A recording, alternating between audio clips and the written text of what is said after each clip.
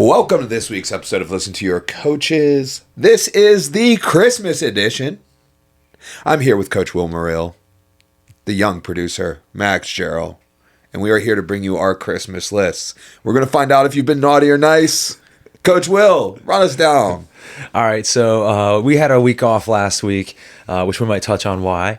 So we're going to review Kevin's fight. We're going to chill on that. So we're going to touch on Kevin's fight. We're going to discuss a little bit of Stout Fights from this past weekend. Then we've got some fight picks for, is there UFC this weekend?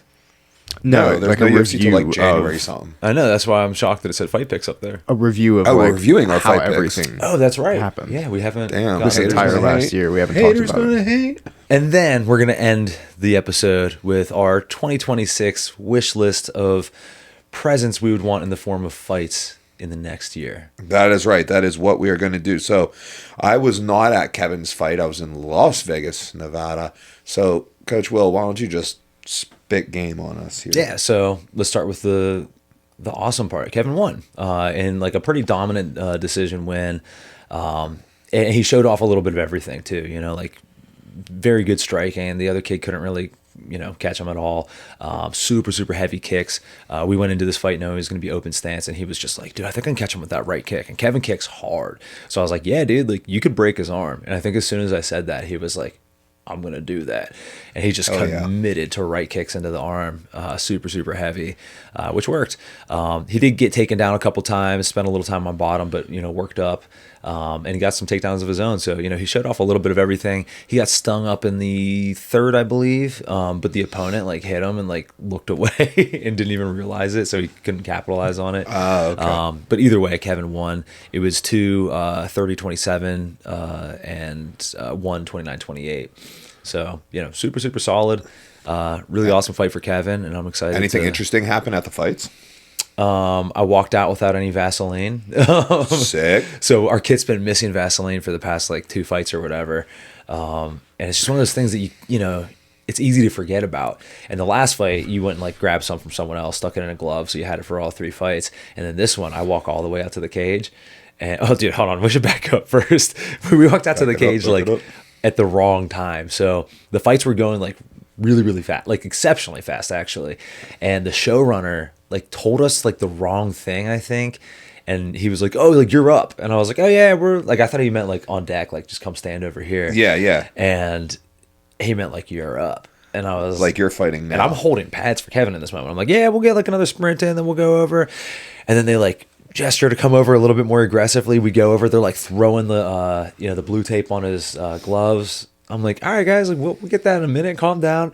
And they're like, no, you got to go now. The last fight, I forget exactly what the issue was, but I was under the impression we had time, and we did not. And I was like, no, dude, I'll get him in a minute. And Kevin looks at me, and he's like, that's my walkout music. I was like, all right, dude, there we go. So we walk out, and then we get to the end. I realize we don't have the Vaseline, and I thought the ref was gonna help us out, be like, hey, man, maybe the EMT's got something, I don't know. But he just stared at me, and I was like, Vince, see what you can do. Vince ran back and luckily got some. But it was probably a solid 90 seconds of me just standing there, staring at the ref, hey, man. Hey. I don't tell you, let this song play out. We're just going to rock it out, bro. That's how it's going to go down. But ended up, being a fantastic fight. So, super sick. Dude, the drive, it was right in the middle of that crazy storm. Oh, yeah. Dude, something else, too. All right, listen. We just said a lot of nice stuff about Kevin, so now I'm just going to tell Kevin this. Kevin, don't be an idiot. Don't drive yourself to fights. We tell the fighters this all the time because you don't know what's going to happen in the fight. You don't know if you're going to get rung up. You don't know what's going on. So after the fight, we're like, Kev, how you feeling? Everything good? And he's like, yeah, I think I'm all right. I was like, dude, you got cracked in the third. How you feeling? He was like, yeah, okay. And then the adrenaline wears off a little bit. And he's like, oh, man, I might feel a little dizzy. And we're like, all right, dude, especially in this storm, we don't want you driving. Did you drive yourself? He's like, yeah. And we're like, dude, can your girlfriend drive you back or something? He's like, I mean, she brought her own car. So the way it went down is we ended up having Vince drive Kevin's car back to his place. And then I, went with him, grabbed Vince, and then took him back. So already not an ideal situation, right? Which, by the way, all of our fighters, don't drive yourself to fights because things like this. So a couple things are funny about this. One, we walk outside, cars are covered in snow. I'm like, Vince, you go get Kev's car. I'm gonna brush mine off, whatever. I get my car already. I'm about ready to rock. Vince calls me And I'm like, dude, like, could he like not find the car? Like, what's going on? He's like, man, this motherfucker left me with no gas in the car. So Wow, we Kevin, you Again, piece of shit. had he not have done so well in the fight, we couldn't have explained these hilarious details, but he killed it. So we can get into it. And then, so we finally drive to Kevin's, and he's got like this driveway into like a larger like parking pad and garage and whatever up top. And it was covered in snow. So Vince kept like trying to get it up. He couldn't get his car like all the way in. So he got it like barely. I'd have just parked it in his yard. Well, basically, it was like barely in the driveway. And he's like, hey, as far as it's going to go. Yeah. So that's where we left it. But nah, man, it was a great fight. And you that's know, where it's got to be. fun little adventure. You know, an hour-long drive took us like 2.5 hours. But How miserable. is what it is. Still got home in time to watch. What was the UFC that night? That was the last fight, Cop versus. Yeah, it was Oh, that's right. Overall. Yeah. Actually, shit, we didn't even have it on our list. Should we discuss that at all? Did you guys watch those? It'll come up when the fight picks come up. You'll see No, we're just gonna take Okay. it. how it happens. We'll get to it when we get there. I know, Mike, you were just like I'm so glued tired. to the screen watching those fights. No, dude. I was glued to my phone screen watching my flight get delayed and delayed and delayed and delayed. That's what I was glued to. Sounds like a great time. It was a great time. I was with great people, so it was all right. All right. Fantastic. But anyways, yeah, Kevin, congratulations. Great fight. Onward and upward. All right. So, Stout Fights Jiu-Jitsu edition. This Saturday, we had our Stout Fights Jiu-Jitsu Super Fight card. I think we had like something like 14 Stout athletes, 14 and a half Stout athletes, or 14, at least 14 and a quarter, compete. So yeah, it was cool. We had fun. Will, how'd you like the matches? I enjoyed it. It was a good time. Question for you. That was your first time doing a Stout Fights at St. Nick's. It was. What'd you think about that venue? Pretty sick, right? I liked it better as a venue. Uh-huh. Yeah, you know what? I mean, other than like, so the loading. Okay, so the comparing it between the Maverick / Ace Hotel to St. Nick's. St. Nick's, I thought was a better venue overall, but for my particular purpose of loading and unloading mats, it was a little bit harder in a sense because there were stairs to navigate. Right. If there weren't stairs to navigate, it would have been Significantly even better. easier. But it really wasn't that bad. It's a good space, though. Yeah, I'm presuming we're gonna try to run that space in the future. I don't know, dude. I mean, we did back to back. We did Muay Thai there in October, and then Jiu-Jitsu there in December. The Jiu-Jitsu card, I thought, turned out phenomenal. Oh, dude, I had a Like great the time. actual, Yeah, the event everything itself. about it. Yeah, Dude, for sure. I thought it was really good. Should we dive into some matches here? I don't know. Nothing really notable happened. All right, on to the next subject. No, all right, let's do it. Where should we start? Should we start at the top? Is there a way we can get the? Let's go chronological. Or do you? I mean, No, do you want to start? Yeah, at the top? the chronological. Okay, got you. Can we get a? Is there a card available? All right, you know what? We'll just start with the. We'll go. Just bring up the event pictures. Yeah. We can see. All right. Yeah. Um. All right. So yeah, up real first. lackluster first match. You know, nothing. Very boring, very tragic. No, just kidding. In the first match, our very own Maximilian Gerald won by takedown in overtime. Correct? It was a takedown. Yes. Yeah, it was a takedown. Yeah, it was a takedown. I'm looking at you taking the back here, so it's kind of like throwing me off. Yeah. So Max had his first pro jiu-jitsu match. Is this incorrect or is this No, correct? that's true. I just didn't really think about it like that. Yeah. Yeah. So Max and his opponent from the Mat Factory, Ice Brown, they went against each other at our in-house tournament for a spot to qualify on this event. And they were in a 3-man bracket, and the 3-man bracket ended up with a 1-1 tie, like a rock, paper, scissors tie. So then we went into some tiebreaker procedures.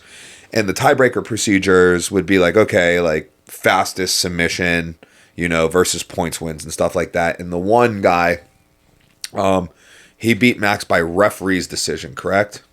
Right. So, and then Max had won by submission. So that gets criteria over that guy. And Ice had also won by submission. So now it's like, okay, who got the fastest submission? They win. They each had a submission at 7 minutes and 54 seconds of the match. Right? So it's like, okay, it's exactly even. So we could have broke it down right there, and I could have been like, okay, but Max's submission was over ice, so he wins. Right? But I had a brilliant idea. And I was like, instead of having to look for an opponent for Max in this and like go into this, like try to like rationalize this tiebreaker criteria that had not been announced prior to, I was like, well, you say you guys run this back on Stout Fights, right? So they got the rematch on Stout Fights. It was a good match. I actually thought Max performed a lot better in this match than he did. When was that? November 8th. Yeah, that would have been November 8th. So 6 weeks ago, just 6 weeks earlier. I thought Max performed. First off, whenever we were talking about that, if you recall, I was really impressed with Max in the in-house tournament. But I thought he looked even better here. Several takedowns, several guard passes. Yeah, I mean, back takes, all types of things. He just looked like really clean in his jiu-jitsu. They ended up going to their overtime periods, which is 2 1-minute goes from the back. That still resulted in no submission. So then when it finally got to some point scoring, Max notched his takedown, got the dub. Max, how did you feel about your performance? I felt like, in hindsight, good about... I definitely feel like I was doing more things this match than I did the last time me and him went against each other. Like, I was able to just get to more positions and do more. So I feel like over the duration, I did better. But I was still upset because there were a couple times where I was like, I definitely should have finished the match before we got to the overtime. Yeah. So that frustrated me. It was like I kept getting to the finish line and I would just make little mistakes here and there that I couldn't cross. So that was annoying, but over the duration, but that's also a of it, good thing because then it's like, hey, I have X, Y, and Z very specifically to work on in jiu-jitsu. You know? Yeah. I definitely have a couple things now that I know I can build off of and things that I know I did wrong that I want to fix. Dude, 2 of the things I'm really happy about with that match is, you know, one, like the way that you were grappling was very like in my mind, like MMA applicable. You know what I mean? Yeah. Like it's not like you're, you know, butt scooting to leg locks and stuff, which again, I'm not one of those guys who's like, oh, sport jiu-jitsu sucks. You know what I mean? Like it's a different sport. It's very cool. It's like unlocked a lot of like interesting things that will have some carryover to MMA, even if it's not specific. But like the way that you were going about it, takedown heavy, working on top, scrambling, I thought that was really cool. The other thing that I'm really happy about is you hit that nice like Thai style sweep, and that's something we've been working on a lot. Is like your clinch, just to see it like pay off in competition is really really cool for me. So I'm super fired up about that match. I thought it was sick. Yeah, thank you. Yeah, sick, bro. I made a post. I made a post on the internet about this match on the World Wide Web. Yeah, on the World Wide Web for everybody to see. It's probably gone now. This should be gone now. It was a story, so it's got a 24-hour shelf life. Nothing dies on the World Wide Web. But I said last year's Max is not this year's Max. And it's like the most truest thing. Like when you think of like Max's fights from last year, it's like, all right, like we got to keep this standing. You know, like that was like the thing. It was like, all right, keep it standing. Like, for example, if all those fights were striking fights and not MMA fights, it's like you feel pretty confident that he's looking at 4-0. Yeah. But they weren't. So now we're looking at 2-2. I don't think this Max loses either of those fights. I agree 1,000%. I don't think ground is a weakness for him anymore. And if your striking wasn't so good, I would say ground's a strength now. Yeah. You know what I mean? But your striking's just so far ahead that it's still, your grappling's still your weakness. It's right? Like, it just has to be. It's like when Sean O'Malley like took that time and got really good at grappling, and it's like, oh no, he's legitimately good at grappling. You know what I mean? Didn't he beat someone good in like a jiu-jitsu competition? Takanori Gomi? Yeah. He beat Gomi? Yeah. Oh wow, I didn't think it was that good. But either way, like he like, I mean, you tell me. But like, I think that Sean's like legitimately good at grappling now. But also his striking's so much better that it's like, you can't really say it's his like strong point. Right. Yeah. So. Yeah. Like I would say that Max's grappling is to a level now that if his striking was like mid or low mid, he'd still do well in fights because of strength of grappling. So for sure. Very excited about this year for MMA for you. Yeah. Yeah. Well, how many fights you want to do this year? I want to have 3 by the summer. I was thinking 5 throughout the, like shoot for 5 in 2026. I like my plan is obviously January 31st, get through that. I know who I want to call out for the spring, and then Oh shit! You know who you want to call out? oh yeah, Oh shit! yeah. I don't know if it's gonna go through or not, but obviously, but I know who. Does his name rhyme with Ike Bilkins?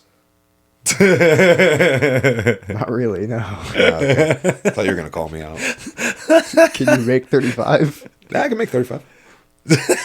All right. You Can know you? what? Honestly, if you make 35, I'll take it. That's fine. As your coach, I would advise you to take that fight. It's gonna look great on your record. It's gonna look great. Oh, shit. But yeah, I want to get through January, get one done in the spring, and then ideally end up fighting for 247's little black and gold belt sometime in the summer. If not, I want the number one contender fight around then. Yeah. I know they're putting it up for grabs. Their amateur bantamweight title is going to be up for grabs on the same card as me. Oh, that's right. Kyle's fighting. Yeah, and I'm Bobby either for it. I'm pretty confident in who's going to win that, and either the winner wins it and goes pro, or Bobby wins it and I'll beat up Bobby later on. Right. Yeah. But I feel good about that. I definitely want to have 3 by the summertime, so 4 to 5 next year for sure. All right, dude. Let's do it. Love it. All right, let's push. Next match, Eric Warren of the Mat Factory versus Ethan Patton. Oh, yeah. Eric Warren's, like, really good. Ethan Patton's very good as well, and he's, like, really weird good. But Eric Warren's got some really good wrestling. They ended up in a front headlock position. Ethan Patton's working for this, like, overlap Kimura. And Eric just fires on a Peruvian necktie and it puts Ethan out. Ethan did tap, but like, you know, sometimes when you tap, it's too late already. and it just like they let go, but like the blood's got to make it right. back, Yeah, exactly. you know? So yeah, but yeah, it was a good win there by Eric Warren, who was also so right now, as far as we're going, the Stout PGH in-house qualifier winners 2-0 on the night, 2-0. Oh, so the people who made it on the show by winning the qualifying tournament are 2-0 on the night. All right, cool. Match number 3, I believe it's Isaiah Schaefer, who's got like nearly 300 matches now. Who did he? Josh Murray. Familiar foe of the team, Josh Murray. Josh Murray fought Tom McCarthy and Sean Livingston. Okay. So yeah. And now Isaiah Schaefer. Josh, he did his jiu-jitsu is good. He's got good jiu-jitsu. He's got a really good butterfly guard. He's got a dangerous guard, and he's also well-rounded. Isaiah is like just like always competing. Like I said, he's been training jiu-jitsu for like maybe 4 years now, maybe probably not even 4, and he's got like 300 matches. Yeah, like he competes all the time. Oh, I told this story. He did Pans, and then they drove Pans on Thursday or Friday. Yeah. Then they drove to Philly and he did Naga on Saturday and then drove to like somewhere else and did Grappling Industries on Sunday. Isn't he the one that there was like that Reddit post about or something? Yeah, there was a Reddit post about him being a sandbagger because he was a blue belt and had like 240 matches, and they're like, this dude's sandbagging or whatever. And I'm like, he just gets after it. Yeah, he just competes a lot. Like competing a lot doesn't like it can help you get better, but it doesn't mean like, oh, as soon as you get 100 matches, you're automatically a purple belt, right? Exactly. It's whatever. So that was good win. Oh, he won by called a farce choke, which is like a rear darce with your arm down. It's hard to explain. Is it like a rotolitine? Is that what you mean, kind of, or no? From the front, actually. It's from the back. Imagine you're going to do like a head and arm triangle from the back, right? So like a rotolitine. So yeah, exactly like a rotolitine, but instead of locking with your arm up like you normally would, he goes with his arm down. Oh, I see what you mean. I can't even like you see how hard that was on my shoulder. I can't even demonstrate it yet, let alone to have someone like putting force on it. But he actually, when he first like started messing with that move, he actually won a tournament like with like 7 of them or something That's crazy. so sick. Yeah, so he hit it here, real good win. Dude, you might have to show me how to. I feel like I might be able to do that. I don't think you got the mobility in the shoulders, young man. I got decent. I got okay shoulder mobility, not my hips. We'll see after the pod. He came back after his match, obviously like super hyped about hitting the farce choke, and he was like, I'm telling you, I'm gonna hit that in a fight. I'm gonna hit that in a fight on someone. I believe it. His grappling is super good. I think right now he should stop doing jiu-jitsu. Just focus on striking. Focus on fighting. He talks. I think he should just come straight to fight. He's like, he lives like kind of far away. But I think he should just he's like doing some like boxing and stuff like up where he lives and crap. I think he should just stop and just come to MMA and fight like MMA like March. Yeah, he's he does MMA with us up in Zealy on Thursdays. Probably beats the shit out of everyone. Like on the ground, yeah. And Can anybody not get submitted by him? I mean, if they get taken down, I don't think so. That's what I'm saying. I don't watch his rounds as much as I should.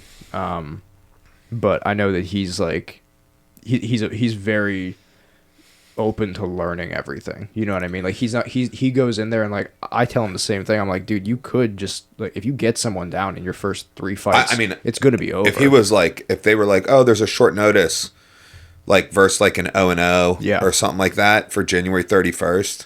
And he was like, I'll do it. I would just let him do it. Yeah. I mean, jiu-jitsu is super. It's like how many people, like if you added our entire team together, we probably don't have as many matches as he, like not even 1/3 of his matches. No. Oh, yeah. Not even 1/3 of his wins in our matches, in our jiu-jitsu matches, like the whole team. And I love watching him like roll and compete now because of that. He's got like the Muay Thai fighter mentality where like you watch him. Like, I'll roll with him, and then I'll watch him compete, and it's just the exact same thing. Yeah. Like, he goes in there with no nerves, and he just does exactly what he does in practice in the competition. And everyone else is, like, kind of frantic and moving, and he's just, like, very slow. Well, like I said, dude, he's been training for, like, 3-ish years, and he's got 300 matches. Yeah, that's wild. It's crazy. Dude, 100 matches a year. He's averaging, like, what is that, 1.75 matches a week? Yeah. You know what I mean? Yeah. All right. So next up, Big Rick and the Roller Dogs, Eric Amoroso. So this is actually a rematch of last Stout Fights. So Erica versus Lily Snyder of Henzo Gracie Morgantown. The match fairly similar to the last one in sense of the result. Erica won in overtime last time and this time. I would say.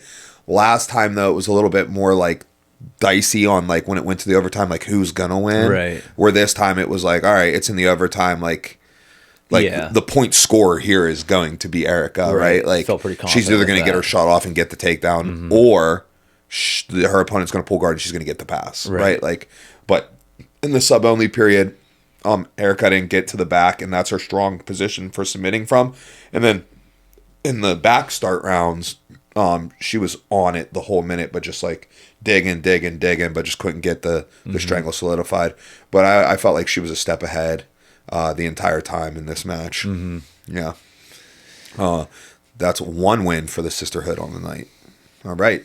Dude, hold on real quick before I forget about it. I was just thinking about kind of like what you guys talking about with Isaiah and everything. Dude, do you think there's any value in having jiu-jitsu athletes who like they're like, oh, I want to do jiu-jitsu, taking one like MMA or stand-up fight just for like, because I know for me, like I used to get very nervous before boxing matches and like, you know, stand-up fights and whatever. But then like jiu-jitsu, I had zero nerves because I was just like, oh, like it's not as scary as a boxing match, so like this is chill. And it just like made me perform to like my best. Do you think there's any value in having someone who's like a jiu-jitsu practitioner take a fight just for like nerves purposes, or is like that too far off the beaten path? I think it's too far off the beaten path. I like, and like you got to assume that it would work that way for them, right? You know, like I don't think that's broad stroke. Like I don't think that's like wholly accurate, right? Like I get way more nervous for my jiu-jitsu matches than I do my MMA fights. Yeah, it's so crazy. You know, it just feels like MMA is just so much safer than jiu-jitsu. It's way easier to protect yourself in MMA because you can hit them. Yeah, you know. So I don't know. Whereas like I'm like at any moment I'm like I know my knee's getting blown out. Right. Like, and it could be even be like not even from a leg lock. It could be like someone jumping guard. Right. Yeah. Like, or like a goofy takedown or like something like that. Like I'm always just like.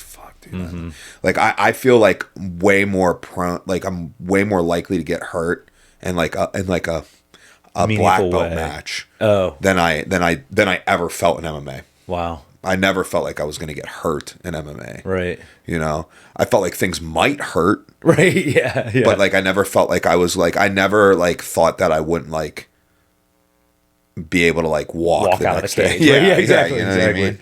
Like I might limp from getting kicked or something, yeah. but like I'm going to be fine. That's interesting. Yeah. Okay, so match number 5, Bobby Stafford, winner by heel hook over Shane Slater. Shane Slater just got his blue belt like 2 weeks ago. And he's a really good wrestler. He's got some good top game, good passing, but very much so not familiar with leg locks, and has some like knee injuries that like make him really apprehensive towards it. And Bobby is just like a dude. He competes all the time. You know what I mean? He's like Isaiah. Him and Isaiah are always at these tournaments, right? So I wouldn't be surprised if Bobby has like 200 plus matches, something like that. And he's a really great competitor. Wildly enough, I've never got to roll with Bobby yet. I would like to roll with Bobby. I've been around him a bunch. Dude, super solid dude. Factory guy? No, high ground dude. Super solid. I'd like to get some rounds with him actually. So that'd be fun. I just think he's really good. I believe I know he's a blue belt right now, but like, yeah, blue like belts. Isaiah's a blue belt right now, but like, blue belts are different. Yeah, he's like a very high level blue belt. So really good win for Bobby there. Right on. All right. So now we have Tyler Rubright and Brandon Shields. All right. So Tyler Rubright earned his spot on the card by winning the in-house qualifying tournament. The same way Max, well technically Max and Ice, and Eric Warren did. Rubright wins this match. Dude, highlight reel armbar. Rubright actually, funny enough, so his opponent's a purple belt. Rubright was a blue belt, won the blue belt tournament, but received this purple belt the night before this match. We had our belt ceremony Friday night. So purple belt versus purple belt match. And Rubright just like, I made a post yesterday. I was like, I think he's my standout. He's my breakout performer of the year. Like, dude, just like chipping away. So like he came up with this crop and they all started at like roughly the same time to the point where they might have been friends before jiu-jitsu. I don't know. There's a whole group of Zealy guys who all hang out together. And like some of them knew each other before jiu-jitsu, some of them didn't, and I can't really tell who's who. Right. You know? But he was kind of like not the bottom of the pack, but he just like some of them stood out. And he wasn't one of the ones who stood out. Right? Like, you know what I mean? Like I've been rolling with him a bit this past year. I made a comment at Bell Promotions. This one time I was rolling with him and Warren was watching us roll and he goes for an arm lock on me and I'm like, get the fuck out of here. You know, arm lock at me. And then boom, he rips a wrist lock. And he taps me right in front of Warren. Yeah. But like I feel like he hasn't competed much. Like I think he came out early, did a competition, like, you know, maybe wasn't super sure. Like did okay, I presume, but wasn't super sure if he liked it or whatever. And then this year he was just like, yeah, I'm gonna do it, right? And then he subbed his way through the in-house. He subbed this match. He's just like on fire. That's you know what I mean. And like this was a purple belt match. Yeah. So Rubright just out here doing the work. Dude, ain't got a sick mullet. Yeah, he does. Phil Morrow versus Dovlot. So they should. Who runs Stout Fights Instagram? Who runs that? Andy, do you run Stout Fights Instagram? I don't know who runs it, but I remember looking at it on the night, and I remember they said that like Eric Warren beat submits Isaiah like, Schaefer. what are we doing, dude? It's not that hard. Andy, are you running this? Do better. So Phil Mora, winner by TKO over Dovlot Bolbakov. So Phil, really good wrestler. I watched him wrestle in like middle school and high school. Dude, he's super good. He had a good win at Stout Fights last time over Keegan, who I have an incredibly high opinion of Keegan. So I knew he was really good. So he's got Dov. He gets takedown kind of like early-ish in the match. They get in some good jiu-jitsu exchanges, some reversals back and forth, both going for stuff. And then comes a point in the match. Dov comes over the top for an arm lock from Turtle and face plants, like 4-foot fall straight to his head and knocks himself out. Now, let me ask you this, because I saw the position, right? I see, what's his name, Phil, like kind of like all fours, you know, Dov's on like we'll say Phil's right side, and then he steps over to attack his left arm. And like I saw the setup, and I saw his head go like this, but I was standing behind people, so I couldn't like see where it landed. Dude, it hit the mat so hard. Was it the mat though? The mat. Okay, because I wasn't sure if it was the mat or the hardwood because they were right on the edge. And No. It hit the mat, but it hit the mat so hard. Sickening thud. Yeah, sickening thud. He was like out. Like Phil actually. So we're like, he's out, and Phil like goes to mount, and then like gets off him, like doesn't get stopped, right. It's like Phil's like, this dude's out, yeah, So you immediately like got up and you were like, nah, guys, like we're done, like yeah. And I told you afterwards, I was like, dude, thank God you did that because like, dude, Dove's a monster. He would have been like, I'm just gonna keep going. Yeah, he was like, I was walking him over to he was falling down. Yeah. So it was the right call to call that. For sure. But that was turning out to be a really good match. And like you could be like, oh well, like Dove knocked himself out, but it like you're responsible for that. You know what I mean? Like you got to be able to watch for that. So definitely. And Phil was looking great the entire match too. So yeah. All right. Oh, this match was a scrap. We had Isaac Rodilla versus Ryan Dunlap. Isaac. 15 years old, blue belt, just an absolute beast. Probably walks at like 110 pounds, maybe 115 pounds, soaking wet. Had this match, I believe this match was at like 130, and man, he was in a scrap, just slamming ankle locks left and right. His opponent was super good too. They're just back and forth, and ultimately goes to the triple overtimes. No score, ref's decision, and the decision goes to his opponent, which it was a super close match. If you went by closest submission, you go Isaac. If you went by more controlling positions, you go Dunlap. I do think razor thin Dunlap, but like definitely like great match for Isaac. Great match, had to be held high, just like such a beast and like such a bright future. Yeah. All right, Max, move me to the next match. All right, Evan Furlong versus Jeremiah Butler. So, funny enough, so far up until this point, I believe this is match 9. This could be match 9. Yes, it is. I was in the corner for every single match so far. Yeah. Right? This is the first match that I was not in a corner of. So, I went backstage to get with whoever was next. So, I didn't see the... how this match went down. Yeah, me either. But from reading the results, ankle lock, Butler, Jeremiah with an ankle lock. Jeremiah's well-versed in leg locks. He also competes all the time. Evan, who I'm a big fan of. Evan, actually, I just rolled with Evan. I went up to React. He's a React guy. I went up to React, let's call it a month ago. Did a little seminar up there to raise some money. And I rolled with Evan after, and he submitted me. So he's very good, Where's Butler out of? 10th Planet Mousery. Macery.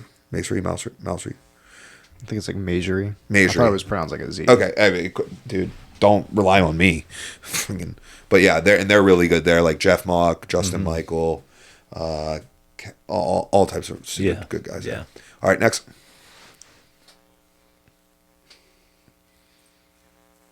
This was Dennis sick. Turchin-Hudjic versus Alec Lash. Dennis, our final winner of the qualifying tournaments. He won. Taking on a purple belt here, Alex Lash. Dennis, they get into like a leg lock. First off, one thing that I'm not sure if it was his brother or his son, but Alex had a child in the corner. Right? Oh yeah. And I love that. Yeah, I dude, love sick. that stuff. Yeah, and hold on, I think you should also specify it wasn't a child and like another coach. Just like just a kid. I gotta imagine the kid between, if best guess 8 years old. Yeah, I'm gonna say 8. All right, could be younger, could be older. I don't know, but I thought that was super cool. Yeah, and he looked good. He had some good stuff going. But they get into some leg exchanges, and Dennis, although he poses himself as like a wrestling passer, which he certainly is with his Terminator-like build, is super good leg locker. So, dude, joke's on you. This was super sick for me because a lot of times I find leg entanglements to either be like relatively boring or just really fast. And this was like super back and forth. And like I could follow all the positions and see like, oh, he's slipping the heel here. And it was like a very entertaining leg lock entanglement. I was really fired up about this match. Yeah, so big win for Dennis Turchinhodzic. Yeah, cool. So I was actually in the corner for this. So this is Lucas Jones. So this is our point 5 here. Yeah. Lucas Jones out of the mat factory. But I do get to train with Lucas 3 times a week. Mm-hmm. So and you guys know, everybody who watches the pod knows that that's my boy. Mm-hmm. So I got to sit in the corner for his match with his coaches Matt Schaefer and Chris Dempsey. Mm-hmm.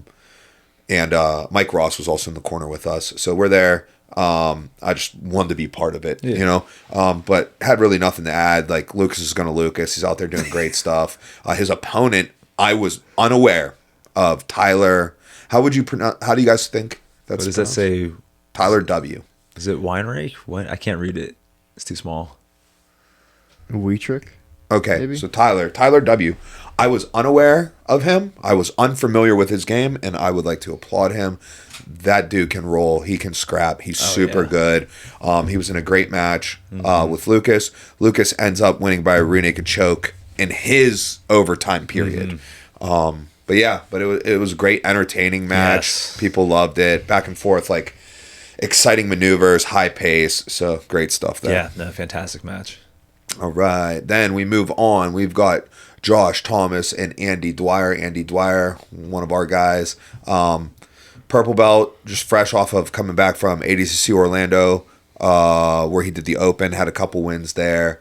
Just really couldn't get anything going in this match. He had a really good pull. Wasn't able to get his elevation going. Once he gets his elevations going and he gets through his like cycling of the legs, he can use that to sweep and certainly submit. Mm-hmm. But his opponent, Josh Thomas, was able to get the back and finish the rear naked choke. Cheech. Dude, this one's so funny. So, Anthony Cicerelli, you don't really need to know that name. Just call him Cheech. So we call him Cheech. So he had a match against Josh Hogan's. Josh Hogan's, by the way, super cool dude. I got to talk to him a little bit after. He had some really great foot sweeps. He's kind of like a little bit longer, lankier guy. Really good, like, neck attacks too. But I think that, the story of this match was like Cheech's like control position. It wasn't a boring control position. Handful of takedowns, handful of passes, staying in good positions, was unable to like acquire many dominant positions. I do believe he got to the mount once. They did their overtime rounds. No one could submit there. And then Cheech, going into the first points period, sudden victory overtime, you're going to favor Cheech. He had like 3-4 takedowns and like 3-4 guard passes. So pretty much like all the possible point scoring scenarios were going to lead to him. And he got a takedown to seal the victory. Good dude. One of my favorite people to train with, so it's good to see him get this win here. He doesn't compete too often, but when he does, man, he thugs it out. I believe his last competition was March. He did the Indianapolis Open in his purple belt debut. He had just got his purple belt in February, and then he just like won the Indy Open like fairly handily. So yeah. Okay, Sunshine herself. We had Brittany Bickhart. Now hold on. Can I start this one up? Harley Cofield. Yeah. So, all right. So I was in the corner for 2 of these matches, right? Yeah. One was for Max, right? Yep. Where didn't really have much to offer other than saying ooey and just stand up and stuff like that. But anyways, walking out with Brittany as well. And as you can see from this picture, Randy's the ref, right? Oh, yeah. So we're walking out. Dude, I have laughed about this to myself and like out loud and like had to explain to my wife why I was laughing multiple times since this happened. But we're walking out, right? Randy walks directly up to me, super serious face, and he goes, "Will, your fly's down." And I was like, "Oh, good looks." Right? Randy did that to me too. I didn't have one. Bro, my pants didn't have a zipper. He got me so hard. Like, in the moment, I was like, okay, whatever. That's like funny, but whatever. And like since then, I was like, man, his delivery was so perfect. I just like got me cracking up multiple times since then. Yeah, that was good. Fucking hilarious.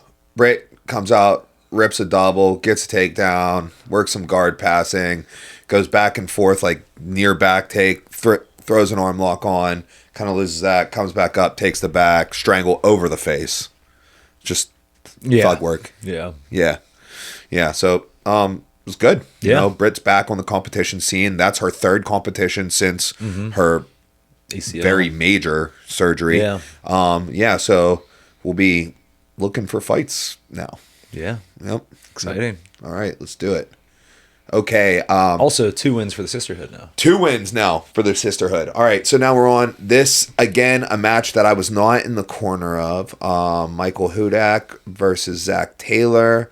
Looks like Michael won in overtime, so it must have been a good match. I'm familiar with Mike Hudak and Zach Taylor, for that matter. Both really good competitors, but as I said, this is one of the few matches I didn't see because I went to the back, because after this there's one more match and then we have our black belts, so I was in the back like getting them ready. All right, Max, next I believe it was Aaron Smith versus Caleb Watt. Aaron Smith via heel hook. Aaron Smith, like Matt Factory, you know, guy, travels with us whenever we do like other tournaments. Like he's at PANS, he's at the ADCC Opens and stuff like that. So good win. I didn't get to watch the match, but good win there. All right, now, okay, so here's the thing. Sage, Daniel Michael Stupinski, winner via heel hook. Who saw Sage's match? Me. Okay, pretend you didn't. All right. Thanks to Sage, now all the jiu-jitsu instructors have to make an announcement in every class for the next 2 weeks that we don't do that. So Sage, he's really good at this technique, and he has hit it like on me and stuff, but like it's something that you just don't do in the practice room, because there's a higher rate of catastrophic injury than not catastrophic injury. Yeah. So he did a Connie Basami, which is a scissor leg takedown, right? So it's uncontrolled falling body weight on the side of the knee. However, Sage does have the ability to control it. So a nice clean Connie Basami lands you in cross ashi, boom, legs dangling there, right for the inside heel hook. I believe he got in and out in 20 seconds in this match. So good win by him. For people who maybe aren't like super into jiu-jitsu and grappling, maybe don't know what that looks like, but they're into MMA, couple most recent example I can think of is oh my god, I'm blanking on his name. The fighting nerd. Rufy hit that in his UFC debut, and also very unfortunately, my boy Anderson Silva got Ray hit with that. Ochoa. Yeah, straight into that heel hook back in Pride. Yeah. So Sage doing it's always an entertaining match. But you know, that's not something that we want people to try to replicate. Yes. It is. I cannot stress enough how dangerous that is, and you will not be doing that on Stout PGH practice room mats. That is a competition move only, and honestly, in a lot of competitions, it's illegal. In fact, in the black belt world semifinals this year, one person did it and got DQ'd for it. Wow. So illegal. Yeah. Rule sets that it's legal in, like ADCC and then like certain other tournaments, and obviously Stout Fights, where all submissions are legal. All right, now on to our main event of the evening, Claire Butterfield versus Gabby Best. Can I also start this off? Yeah. Okay, so something else interesting about this match. When we first rolled up, it's like whatever noon, whenever the weigh-ins are going on, and you know Mike and I roll up in this U-Haul and we're slinging mats, Slanging them. Shout out to Schaefer. Yep. And so we're running the mats down, and I come back up the stairs to like hop in the truck and grab a mat. I don't need to hop in the truck because Claire's in there just slanging mats. And I was like, like you might want to like let your grip, strength chill or something. And she's just like, nope. No, she threw every single mat that we needed out. So yeah, Claire unloaded the mats, won her main event. Let's get into the actual match. Some good hand fighting right off the rip. A super strong pull right into single leg X. Swept immediately, took the top position. Got a near side underhook from half guard. Utilized the near side underhook to free her inside leg. Passed directly into mount. From mount, walked her opponent up to a high T. Started climbing herself high. Looking at like armbar situation. Turns the armbar situation to a triangle situation. Drops back to her back. Runs her traditional triangle. She had that on. She just needed to make one adjustment for the finish on that traditional triangle. But Claire has been known to rip arms off. So I think she got a little arm happy. Started going for the straight arm lock, which opened the triangle a little bit, like some space in the triangle. Vince made a great call to switch that to a reverse triangle. So she switches it to reverse triangle, and Kimura is the arm that was inside to win via Kimura. And that puts the Sisterhood at 3-0 on the night. Very cool. Really great night of matches. Some shout outs to Brian Mitchell. Shout outs to Levi. Shout outs to Jonas, who came and helped us unload the mats afterwards. Shout out to Schaefer, who came and helped us load up. Shout out to the Monroeville crew, who after class helped me load up the U-Haul. Shout out to everybody. Bobby Stafford of High Ground, who helped us load the truck up after the matches. Oh, yeah. Right? And and everybody who helped carry some mats up after the matches. Much Big appreciated. thanks. Much appreciated. Yeah, well, that's it. Yeah, great night.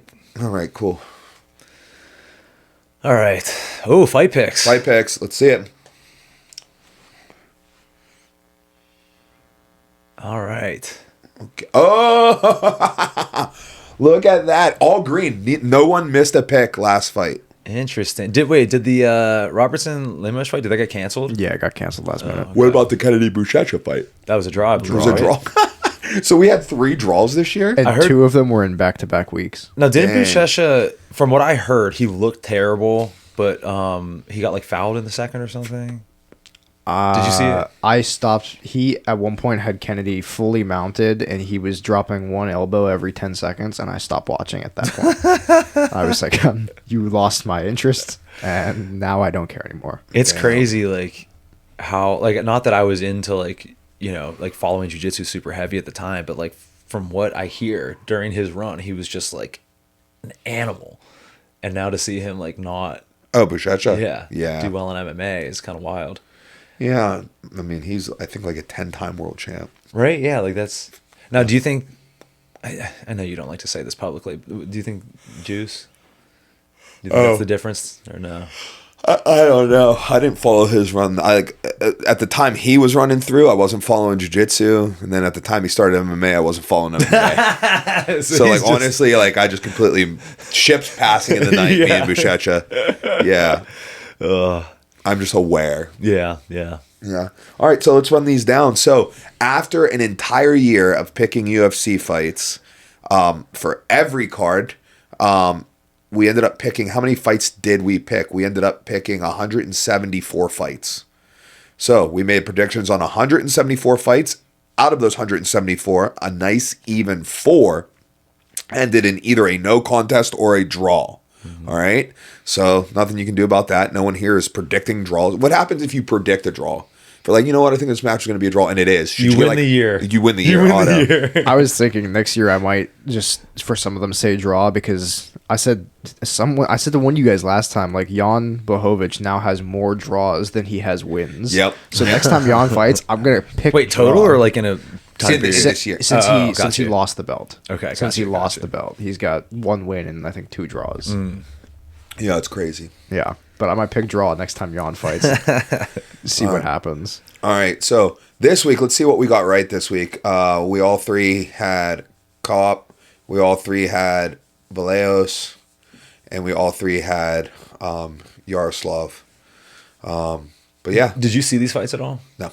So I got back in time just enough to see the last 2. The Vallejos fight was really... The finish Vallejos had was really well done. Yeah, dude. So basically, Giga just like kicked him from the outside super hard the whole first round, and then the second he was like, "No, I'm gonna pressure," and he like got inside kick range, started to push Giga back to the cage, and like as soon as so it's like he's ortho. As soon as Giga got to the cage, he bounces out to Vallejos' right, and Vallejos steps through, spins into a left back fist, puts him down, and then, dude, did you see like the finishing sequence at all, the highlight? No. Dude, it's nuts. He's got like I don't know if it's an overhook or underhook, but he's got one arm stuck, and then the other arm gets stuck on the mat. Like, imagine this is the ground. Yeah. So now Giga's like this, both arms stuck, and Vallejos is just crushing him with elbows. Oh, shit. So yeah, it was pretty brutal. He looked good, but also I don't know what this means, because Giga's been out for a while, I believe, and also he's pretty old. So, oh yeah, dude, well, check this out. So like he's about to step through, spinning back fist, and now watch these elbows.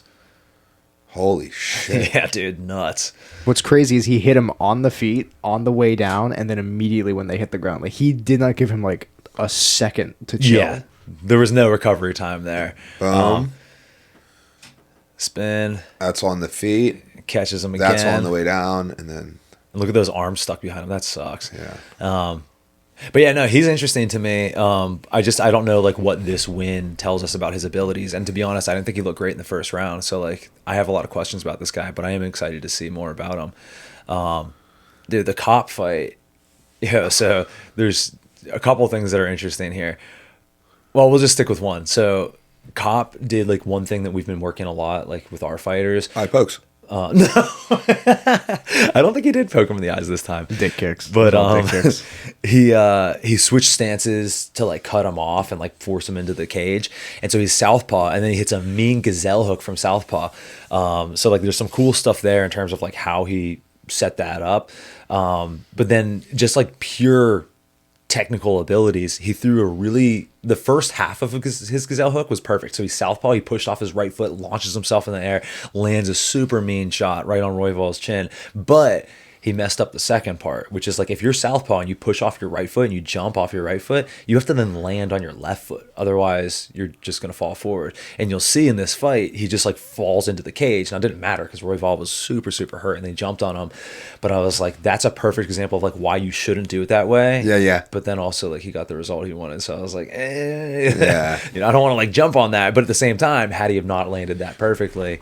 So cool stuff there overall. Interested to see what Cop does. Yeah. So I have there's a discrepancy in the fight pick numbers, Max. Discrepancy In the overall? Yeah. So Will and myself, if you add up our numbers, it's 173 fights, but yours is 174 fights. Yeah, 102 plus 67 plus 3 plus 1, that's 173. 97 plus 72 plus 3 plus 1, that's 173. Max, give yourself another W there. I might just add it to... Maybe I'll get another no contest in there. I don't know what that could have been, though, because they were accurate for the last couple weeks. You know what, dude? Take that W. You deserve it. Yeah, that's true. They were accurate. Yeah.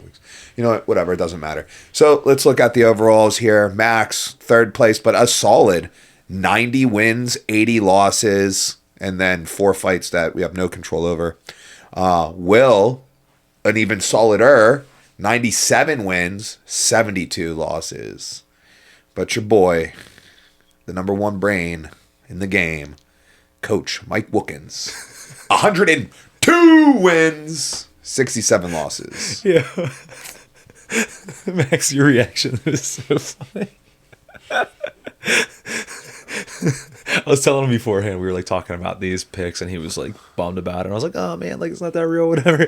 And he ran back the same line from the fight. He's like, I'm not here to have a good time. I'm not here to have a good time. Let me be mad.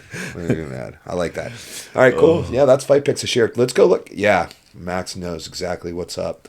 So at the beginning of the year, we picked who we thought would be champion at the end of the year. Do you want to save this for next time or just run it? No, just run it. All right. Max, there's where you get the extra points. Max won that game out of, what did you got, 5 right? 6 right? 5 wrong. Wow. Max, more than half the correct champions. Good. Max predicted 6 champions at the beginning of the year who are currently champions at the end of the year. Whereas Will, second place with 5, and I only got 4. So that's good. Let's run down our picks. So Max and myself had Tatiana Suarez as the strawweight champ, where Will had Wei Li. Mm-hmm. Now Mackenzie Dern's the champ, right? Because Wei Li vacated. I feel like I should win that. No, I'm kidding. No. All 3 of us got Valentina, right? She went year to year as the champ. And all 3 of us got Kayla Harrison, right, who did not start the year as the champ. Mm-hmm. So that was a good pick there. All 3 of us had Pantoja, which lost the Good belt pick, due to... but- Yeah, good pick. Will and myself for bantamweight both had Umar Nurmagomedov, which at the beginning of the year felt like a good pick because he was going against Merab. So we knew he had a title fight. Right. Whereas Peter Yaron, Max's actual pick, came in clutch at the end with the first weekend of December taking home that title. For featherweight, all three of us had Ilya, and all three of us were wrong as he had vacated his title. Lightweight, we were all three wrong again. Max and myself with Islam, Will with Arman Sarukian. Islam vacating the title, Arman having back issues, no champs there. Welterweight, again, no champs, as I had Sean Brady. Both Will and Max had Shavkat, and unfortunately, Shavkat not only did not win the title, he did not step foot in the octagon a single time in the year 2025. Here goes the cool stuff. At middleweight and light heavyweight, we ran the board, all of us, with Khamzat Chimaev and Alex Poetan Pereira. At heavyweight, both Will and Max took Tom Aspinall, where I went with the real GOAT, John Jones. I feel like the amount of weight class jumping kind of screwed us all for that middle section. Oh, yeah. Yeah. Also, with the women's strawweight, there were like three different champions where they all just kind of bounced For example, weight classes. all of us had two champions two champions on our list that vacated. Max and I, both Ilya and Islam, both vacated, and then for Will, Wei Lee and Ilya, who vacated. Yeah. Who could have saw that coming? Certainly not us. Yeah, a little bit frustrating, but What you gonna do? All All right, should we get into the let's do it. our holiday wish list? So, do you want rankings pulled up, or do you not need anything? I don't need no rankings. I don't know anything. All right, so what we're going to do now is we're going to go through, we're going to name the top 5 fights that we want Santa to bring us for the year 2026. Yes. Who wants to start? How about Max? Do you want to start? Have Will start, because Okay, Will, I don't know any. do you want to start? I will start us out. So are you going with the number 1 or number 5? I'm gonna start with my number 5. Okay. We'll start with the least important, not least important, but just like, I mean, kinda. Either way. All right. The fight that I want to see the 5th most in 2026. This might surprise you because it's not for a title or anything. It's just an interesting fight to me. Carlos Prates against Morales. That's an interesting fight. I would get into that. Banger, right? Banger. Because it's like, you know, Prates is going to stand, and you know that he's like searching for finishes, and he's not going to like, you know, he's not going to Jake Paul it and just run away the whole time and like not give Morales opportunities as well. And Morales is obviously a giant murderous puncher. Dude, that's exciting to me. Dude, that is exciting. That is a good pick. And they're both like high up in the rankings, so that does have like very legit, you know, title what's the word I'm looking for? It matters in the welterweight division. Yep. Oh, okay. Implications, that's what I was looking for. All right. Max, do you have your number 5 or do you want me to go? You go here. You go. I should also tell you beforehand, right before we started. I can figure this out. Don't worry. Max goes, "Do I need to have a list too?" I was like, "Nah, man, you're good." Oh, my bad, dog. Max is scrambling right now. No, it's all right. I'm prepared for this. Well, I'm going to scramble too. Okay. So, for me, my number 5 fight of the year for the UFC that I want to see in the UFC, this is going to be surprising to you guys. It's going to be a heavyweight fight. That is already surprising. It's not a title fight. Is it? Can I guess who I think one person's going to be? Yeah. Dan Gable. I mean, not Dan Gable. Gable Dan. Gable Stevenson. Gable Dan. You know his middle name's Dan? Wait, really? Yeah, Gable Dan Stevenson. Yeah, Yeah, that's swear to God. hilarious. Google it. Google I it. believe you. Yep. I want to see Gable Stevenson versus Marcin Tybura. Oh, that also surprises me. Why? Because he's ranked 10th and I want him to debut against top 10 opponent. Fair enough. Hey, That's it.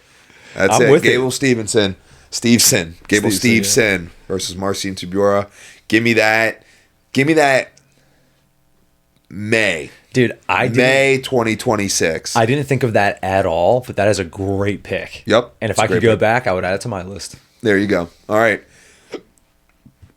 Go ahead. Am I up? Yeah. All right, and we're going 5-1 here. 5 I'm doing 3, 2, and 1 all together. I'm going to do my 3, 2, 1 in a row, rapid fire. That makes me so it's like a divisional shift type thing that you got going on. It's important that they go together. So what we can do if you want, you guys can go all the way down to 2 before I do 3, 2, 1, and then you guys can still have your ones. Okay, we may end up with some overlap here, but that's okay. That's fine. I feel like I got some outside picks here. I'm gonna start my number 5. I think a little bit more of an outside pick. I don't think this is gonna get chosen, but I'm gonna go Peyton Talbot and Corey Sandhagen. Wow. I was considering Talbot and Good pick. Sean O'Malley. That was like Yeah, very that's another close one. to being. That's a good pick. Mine. Yeah, Good I love pick. that. Love that. All right, Bill. What's your number 4? All right, this one I know you guys don't have. Oh wait, no, it's my 3. I know you guys don't have. Although I do think that you guys aren't gonna have this. But either way, my number 4, Arman Sarukian versus Ilia Topuria for the 155 title. Dang, I love that fight. I want to see that fight too. That fight could be number 6 on my list. Cool. But, yeah, good fight. I think that's we all think of it as like the true lightweight title. right. Yeah. Yeah. I also want to see that fight too. You know what I mean? It's like, can Ilya deal with like Arman for sure. grappling? So No, for sure. Yeah. For sure. My number 4 is also Ilia Topuria versus Islam Makhachev for the inaugural 165-pound title. oh, interesting. That's my number 4. Oh, I like that. I like that. How a about lot. that not being number 1? How about that? Yeah, that's crazy. What's that tell you about my top 3, baby? It tells me what I had suspected, and also I like. Well, I'm not gonna say I like your pick better than mine. We'll see.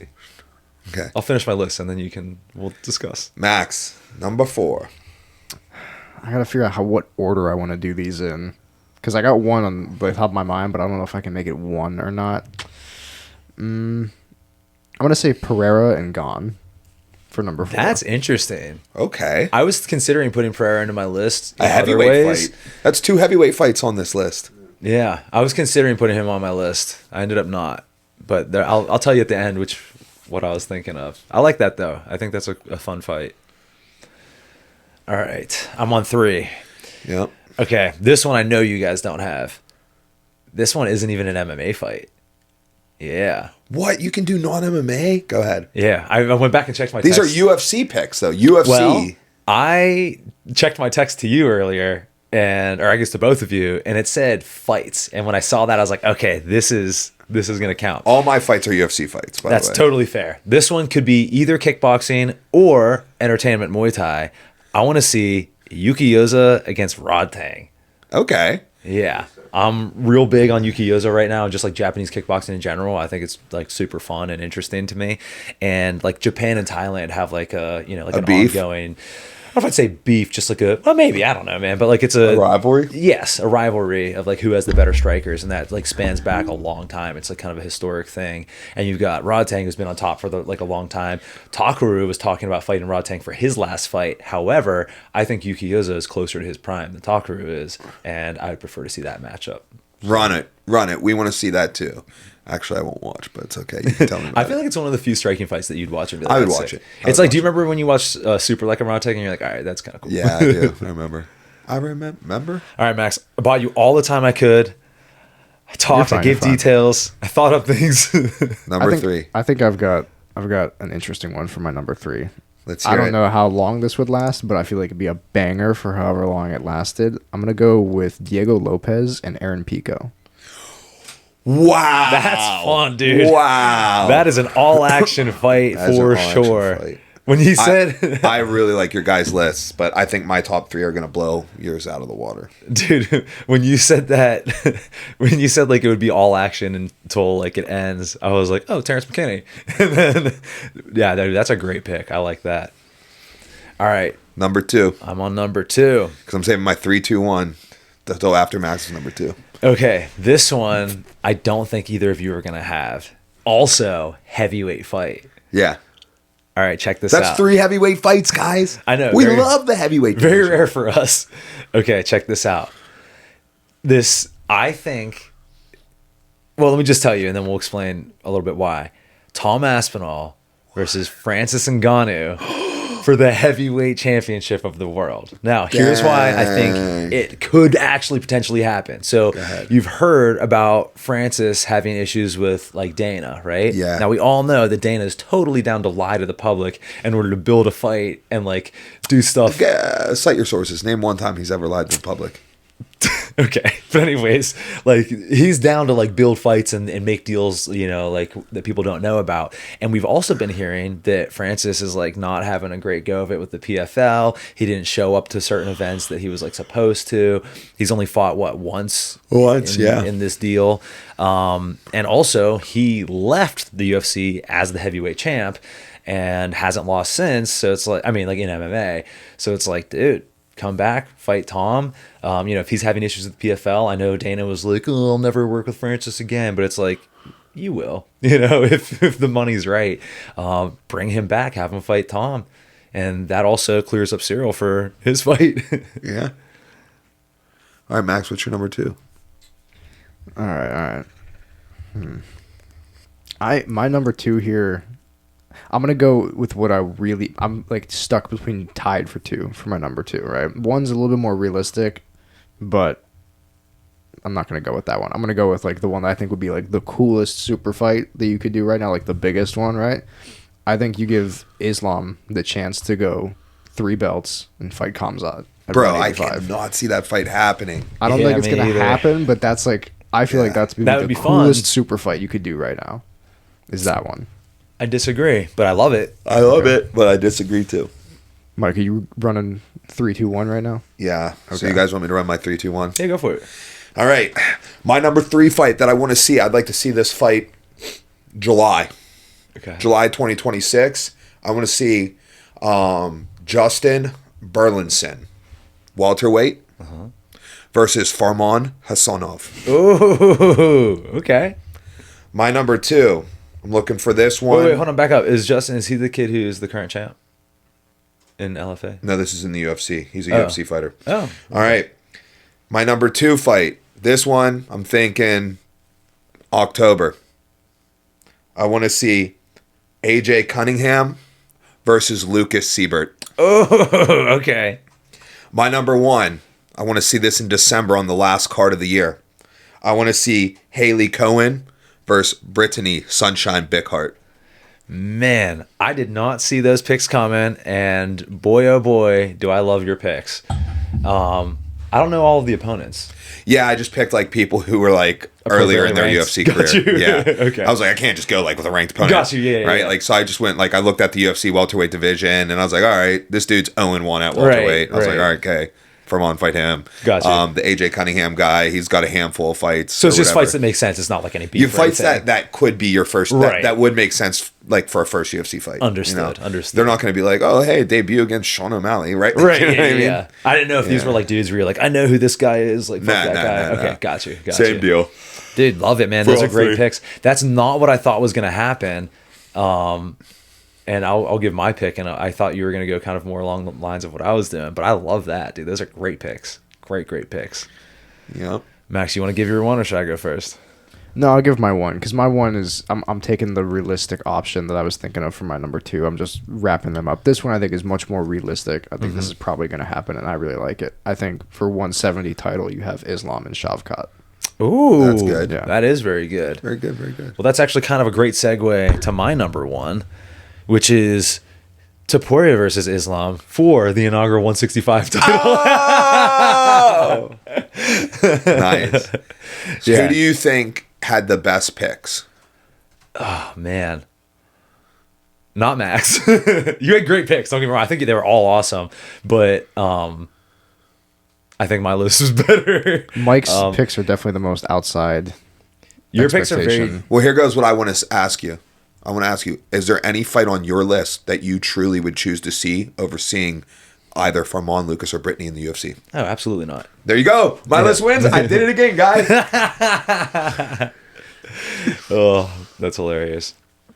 Yeah, no, I think these are all super fun fights. And I think there are only like 1 or 2 things that were like conflicting between ours. Like, I think we could like craft a giant card that would include all of our stuff. Pick one fight for 2027. For 2027? Yeah. I don't know, man.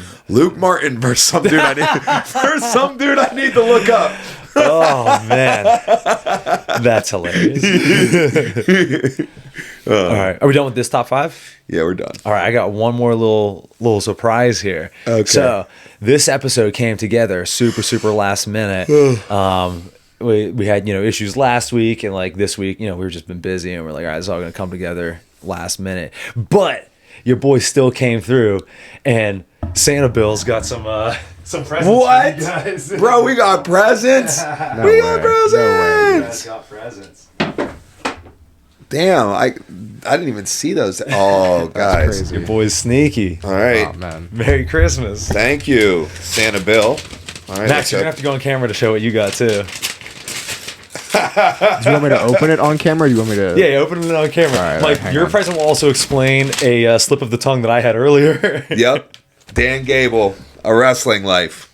So, Mike, do you want to describe your history with reading books and Yeah.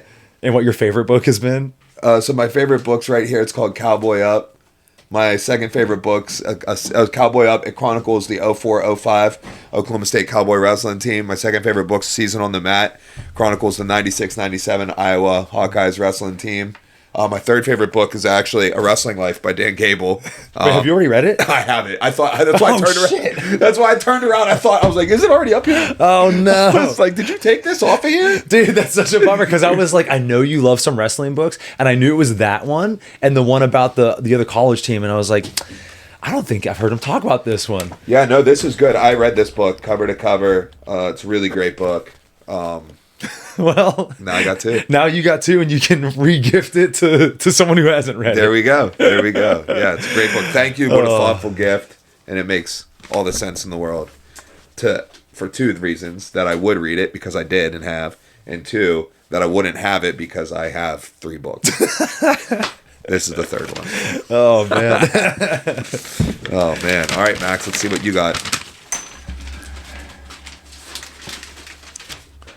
Oh, wow. I have it and read it, actually. It's a classic, dude. Yeah. There's 2. It's that one and A Fighter's Mind. Mm-hmm. I read them both. Hold it up to the camera. Max, have you ever read this? No, I haven't. Hey, right on. Okay, at There least you I got go. one of Dude, them. it's sick. It's sick. There's each chapter they talk to a different fighter. I believe that's how I haven't read it since it like came out, I think. Henzo's in there. Yeah, but what's really cool, and Max, what I think you're gonna like about it. I mean, you're gonna like a lot about it, but there's a lot of guys who went on to become legends, and they were like less legendary at the time that the book came out. So like, there's a whole thing about like Andre Ward, and like Yeah. yeah, Yeah. and like Mike Yeah. said, Henzo's Is the in author's Sam Sheridan? Mm-hmm. Yeah. Yeah, Fighter's Heart and A Fighter's that. Mind. I think I got my copy up here somewhere. I think, but yeah, I mean, I read that back when it came out, and I was like, this is super sick. And I think you'll think the same thing. Yeah. Hey, at least I got one book you guys haven't read. No, that's fine. I have that book and I have I swear Right, this book's up here. I could have sworn it was up here as well.